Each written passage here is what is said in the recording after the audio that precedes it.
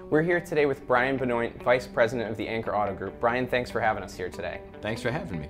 So Brian, there's a lot of buzz about buying a car online, having it dropped off at your house, the convenience of that with used cars. What are your thoughts on that? I have a few thoughts. There are companies out there that are specializing in that these days. I think in theory it sounds good and there is a place for it, and we here at the dealership and Anchor Auto Group have adopted some of those practices of doing things at home. We have a buy-at-home service. But I think there's a lot of pitfalls in that. There's been a lot of things that have gone wrong. If you take some time and actually look at some of the reviews out there on some of these Carvanas and Vrooms of the world, you'll see there's some things going wrong, and there's some pretty big horror stories going wrong. Horror stories is the key word there. I saw people not getting cars with titles, sometimes taking 6 months, sometimes to a year, putting temp tags on cars, and some not so great things happening. Yeah, those are some of the major infractions that we're seeing.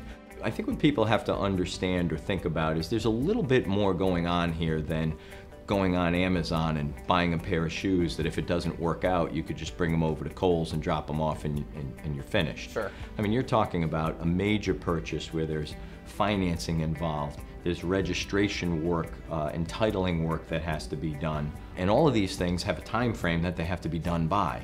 Deeper rooted in that is, what state are these cars coming from?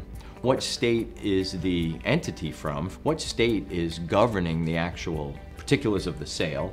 And then what's going on in the state of the buyer in terms of getting it registered timely, making sure it's insured, and so forth. And then there's a whole host of issues with how is a used vehicle being prepped, where was it sourced from, who's preparing it, who's calling the shots on whether or not this is actually a good car or a bad car. So again, if you look at some of those reviews, and there's not only paperwork problems, there's car quality problems, cars that have been totaled in accidents, cars that have been reported as stolen, haven't ended up in these companies' hands and resold without titles, I might add. This is an automobile purchase, a legal purchase with a lot of contracts and a lot of things that a lot of moving parts that if you don't know what you're doing, or you don't know what you're doing in a particular state, you can have some big issues. Sure, and I know a lot of people, you and I are in the car business, but a lot of people, they're like, oh, this is great, this seems really convenient, I don't want to go into the dealership, I don't want to have to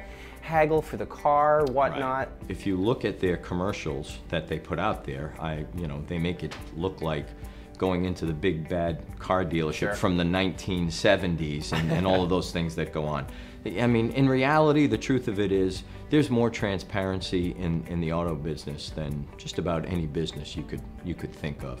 The pricing is fully transparent. The transactions are fully transparent. We have more paperwork to protect consumers, probably as much, if not more, than purchasing a home.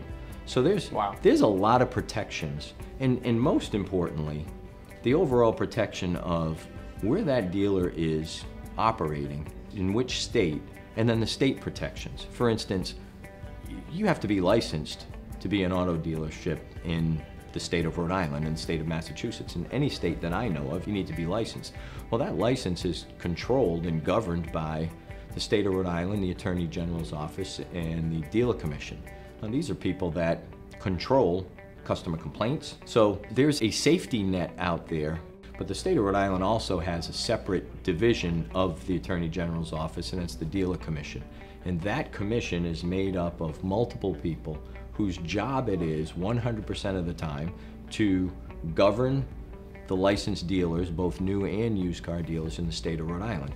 If there are any issues or complaints or problems, the public can make a direct complaint to that division. They're not going through the big giant Attorney General's office, although the Attorney General's office oversees. There's a separate division just to handle that. So, people in the state of Rhode Island, Massachusetts, they have somewhere to go if things aren't, the way they should be, or they don't think they're the way they should be. And we as dealers have to answer to them. How are we handling online sales? We do a lot of online interactions with customers, but we're finding that most customers, 98% of customers, aren't even completely comfortable transacting the whole transaction completely online and not coming in and getting to see the car first and touch it and feel it and drive it. You know, we'll give them a tour of the dealership, we'll show them our service department, we'll talk about the level of our service technicians, how long they've been here, their level of expertise. So you're buying more than just the car. You're buying the history of the car, you're buying the preparation of the car, you're buying our dealership in terms of being able to be here and stand behind you and stand behind the product that we're selling. In the days of coming into a dealership and spending 4 or 5 hours to buy a car, those days are gone. That's nice. Yeah, it is nice, and it's nice for us. We don't like long drawn out transactions any more than the customer does. Sure. And I don't know about you, but if I'm spending $30,000 or $40,000, especially on a used vehicle, I probably want to take it for a ride or at least get my eyes on it before I make that purchase. Not everybody's like that, but I find that would be something that would be interest a lot of people. Yeah, and I think something that came along years ago that has sort of lulled some people to sleep are these Carfax reports. Sure. These auto check history reports, for instance. I think a lot of people and their commercials will tell you, hey, just ask for the Carfax report. Just ask for the report. We've seen many Carfax reports that make a car look good on paper, and then we find through our checks that there's some big problems with it. No, I'm not saying that you shouldn't get the Carfax. You absolutely should get a Carfax or any vehicle history report. That can't be the only thing you do. That can't be, this is how we verify whether or not this is a good car, what's on this piece of paper. You know, if you look deep into a Carfax, that third page at the bottom, the disclaimer basically says, all we are is an information gathering company, and this is the information that we've gathered based on what's available at this time, and here's what we found. That doesn't mean that 3 weeks later, an accident that happened 3 months ago all of a sudden pops up and shows up. And there's no protections for that sort of thing. But they also say in their disclaimer that they think it's a good idea that any used vehicle that you would consider buying, you have checked out by an independent service center, a mechanic, or so forth. And we support that. We certainly would let any of our vehicles be checked out by anybody off premises. So we like to say the vehicle history report is part of the process, but it is far from the entire process. The level of technician that we have working on these vehicles, being able to recognize body damage, frame damage, previous paint work, all those things are very important. You know, there's a lot of things that can happen to a car that may go unreported. So as we roll back to these online companies, we don't have a firm grip on who's actually looking at these cars, who's calling the shots on whether they're good cars, bad cars, where are they being prepared, what facility is preparing them, who's standing behind them. I mean, quite frankly, we have customers come in here to our dealerships with temporary plates on cars, with Carvana plate frames on them that come in that have problems right off the bat. And they're looking for us to help them, and we do the best we can.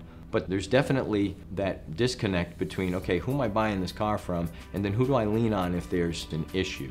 And then, as I said earlier, the ultimate who do I lean on if there's a major issue comes down to state laws. And again, and with these companies, what state is governing the transaction? In the meantime, while all this is going on, you have the customer, you have the public who bought a car, and now can they use it? Can they drive it? And there's plenty of stories out there where these cars are sitting in driveways for months on months on months, making payments, and can't use it, can't get to work, have to keep insurance on it. Who's responsible? A lot of finger pointing and not a lot of answers at this point. Sure. And could you just touch on the benefits? You guys have an entire finance department, obviously, here at the Anchor Auto Group, and people try to do things online, but a lot of times we're trying to register vehicles or just kind of putting your information out there. How do you guys do it differently? Well, in terms of financing, and that's a biggie as well, because most of these transactions would include some portion of financing. So you're filling out credit applications online. Where are those applications going? Who has access to that information? What banks are they going to? How many credit pulls are happening to you? Who's controlling all of that? Who are you asking those questions of?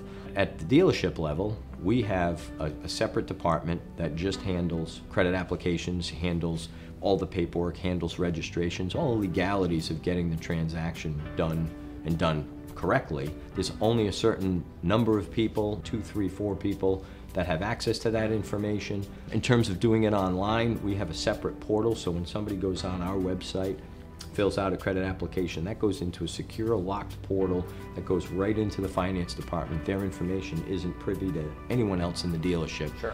And then from that portal, that information, that application gets dispersed to the bank or banks that we're going to be using. And then once the transaction is going to happen, we can do the transaction via DocuSign. We can do that through email if needed, or we can do it here through DocuSign in person. And again, more often than not, 98% of the time with this type of transaction, most customers are more comfortable coming in, sitting down with the person who has all this information and can answer all of these questions and look at them one-on-one and spend, 35, 40 minutes and just sign all the paperwork and leave with the copies, see the title, know we have the title, see all of the paperwork. We handle all of the registration from that point, so they know everything's going to get done in a timely fashion. And to answer the registration question, we actually register in-house. We are online with the State of Rhode Island Registry, and we have our own personnel in-house, so the paperwork never leaves here to get run down to the registry. The paperwork goes from our business manager's office into the office of our registrar, and she handles all the registrations, whether it's a transfer, new plates, whatever the case may be. We handle it all right here. In terms of out-of-state registrations, we do either driving to those states if they're local states. Further states away, we'll use a licensed registry service, which we pay for to handle the transaction for us. But we are still in the middle of the transaction, making sure everything gets done and we have the plates, we have the registration, so forth.